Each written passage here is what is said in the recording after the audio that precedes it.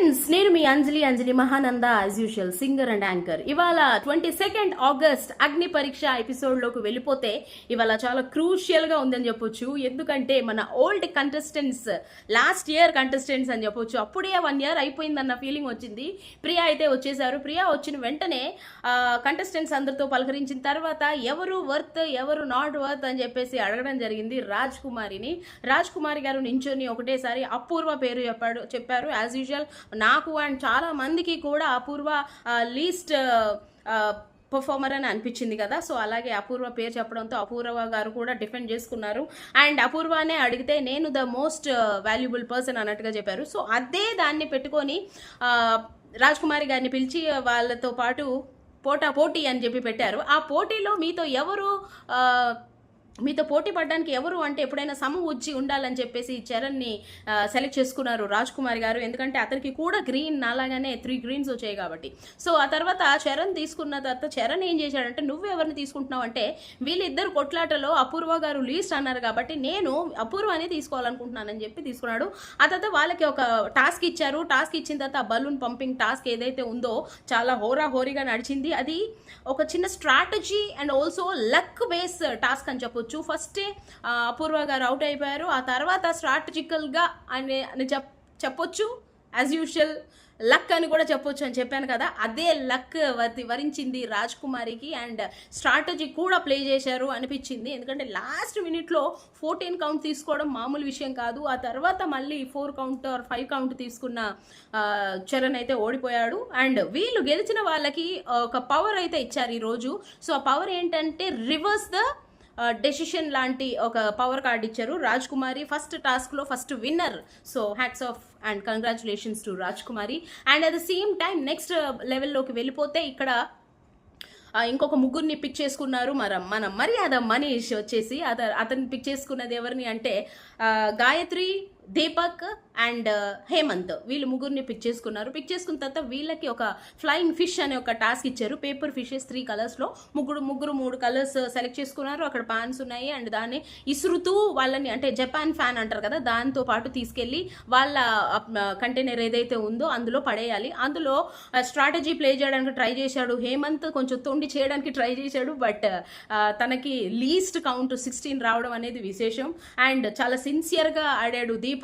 And Gayatri కూడా బాగానే ఆడింది. సో గాయత్రి 24th నిలిస్తే దీపక్ విన్నింగ్ 24 కన్నా ఎక్కువ చేసి దీపక్ విన్నర్ అయ్యాడు. అండ్ అతనికి స్కిప్ ద రౌండ్ అనే ఒక పవర్ వచ్చింది. స్కిప్ ద టాస్క్ అంటే మేబీ నెక్స్ట్ వచ్చే రౌండ్ని స్కిప్ చేసే అవకాశం ఉంది. ఇది హౌస్లోనా ఇక్కడ అగ్ని పరీక్షలోనా అనేది నాకు కరెక్ట్గా అర్థం కాలేదు. బట్ అతను ఏదైనా అతనికి నచ్చకపోతే అతను స్కిప్ చేయొచ్చు అనేది మాత్రం అర్థమైంది. ఇక లాస్ట్గా వచ్చేసారు మన last year title winner Kalyan Padala with his trophy in his hands అనమాట. అతను వస్తూ ఉంటే నిజంగా గూస్ బాంబ్స్ అని చెప్పొచ్చు. అదే స్టేజ్ మీదకి ఒక అన్నోన్ పర్సన్గా, ఒక కామనర్గా వచ్చిన పర్సన్ ఈరోజు తన ఏమంటారు, అతనికి వచ్చిన ఏదైతే ట్రోఫీ ఉందో అది పట్టుకొని నడుస్తూ ఉంటే ఆ వైబు మామూలుగా లేదని చెప్పొచ్చు. సో వచ్చిన తర్వాత ఇతని చేతుల మీదుగా కూడా ఒక టాస్క్ నడిచింది. సో ఆ టాస్క్కి 3 హంక్స్ లాంటి అబ్బాయిల్ని సెలెక్ట్ చేసుకున్నారు. ఫస్ట్ అయితే అమన్ మసూద్ అండ్ ఆ తర్వాత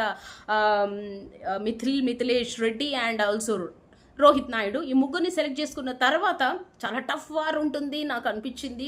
బట్ చూస్తూ ఉండగానే అక్కడ ఒక మడ్ పిట్ లైక్ ఇసుక ఇచ్చారు. ఇసుక లోపల ఆ 3 రాడ్స్ ఉంటాయి. ఆ 3 రాడ్స్ని సెట్ చేసి ఆ తర్వాత ఒక ఫ్లాగ్ ఉంటుంది. ఆ ఫ్లాగ్ని దానికి కరెక్ట్గా ఫిట్ చేసి అక్కడ వాళ్ళకి ఇచ్చిన స్టాండ్, లైక్ ఒక మడ్ స్టాండ్ ఏదైతే ఉందో దాంట్లో ప్లేస్ చేయాలనేది. అంటే కళ్యాణ్ పడాల ఒక ఆర్మీ బేస్డ్ పర్సన్ కాబట్టి అలాంటిదే ఇచ్చాడు. నైస్. చాలా రాగానే అసలు ముగ్గురు ఎలా పడ్డారంటే మామూలుగా ఆడలేదు. సో ఈ ముగ్గురులో రోహిత్ ఫస్ట్ పర్సన్ అనమాట. చాలా స్పీడ్ ఉంది అని చెప్పొచ్చు. అంటే టాస్క్లో తీసుకోవడంలో చాలా లేట్ ఉన్నాడు, బట్ ఇక్కడ చూసిన తర్వాత స్పీడ్ కనిపించింది. Nice to see Rohit. So speed అనమాట. తీసుకున్నాడు, వెంటనే ప్లేస్ చేశాడు. తర్వాత వెంటనే అమన్ వచ్చేసాడు. లాస్ట్ మిథిల్ అప్పటికి కూడా తన ఫ్లాగ్ పెట్టలేదు, తన రాడ్స్ కూడా కరెక్ట్గా తీసుకోలేదు. విషయం ఏంటంటే చాలా డిసప్పాయింట్ అయ్యాను అనేసి శ్రీముఖి గారు అనడం విశేషం. అండ్ ఇక్కడ ఏంటి అంటే మిథిల్ ఈ రౌండ్లోనే మిథిల్ అవుట్ అయిపోయాడు. నెక్స్ట్ రౌండ్ వీళ్ళిద్దరికీ ఉంటుంది పోటీ. అది ఏంటి అంటే అక్కడ పిల్లోస్ ఉంటాయి, ఒక సర్కిల్ ఉంటుంది, హాఫ్ అండ్ హాఫ్, ఒకవైపు ఒకరు ఉండాలి. ఆ పిల్లోస్ తీసుకొచ్చి ఎవరి ప్లేస్లో వాళ్ళు పెట్టాలి, ఆ తర్వాత డిఫెండ్ చేసుకోవాలి అనేది టాస్క్ ఎక్కడైనా ఉండేది.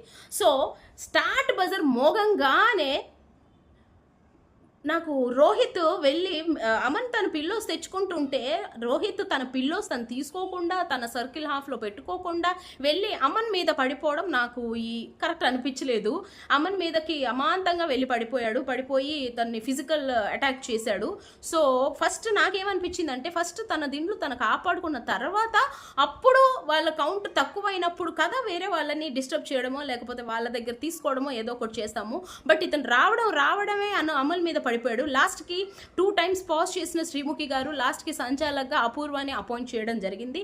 అపూర్వ ఏం చేసిందంటే లాస్ట్కి ఎవరు విన్నర్ అన్నప్పుడు ప్యూర్గా రోహిత్ విన్నర్ అని చెప్పడం నాకు ఫ్యూజులు ఎగిరిపోయాయి. అసలు ఏంటి ఇంత అన్ఫేర్గా చెప్తుంది అమ్మాయి అనగానే నాకు అదే డెసిషన్ జ్యూరీ నుంచి కూడా రావడం నాకు చాలా హ్యాపీ అనిపించింది. ఎందుకంటే క్లియర్గా కనిపిస్తుంది అక్కడ అమన్ ఆడాడు, రోహిత్ కూడా ఆడాడు, బట్ రావడమే తను ఫిజికల్ అయ్యాడు. It was not fair.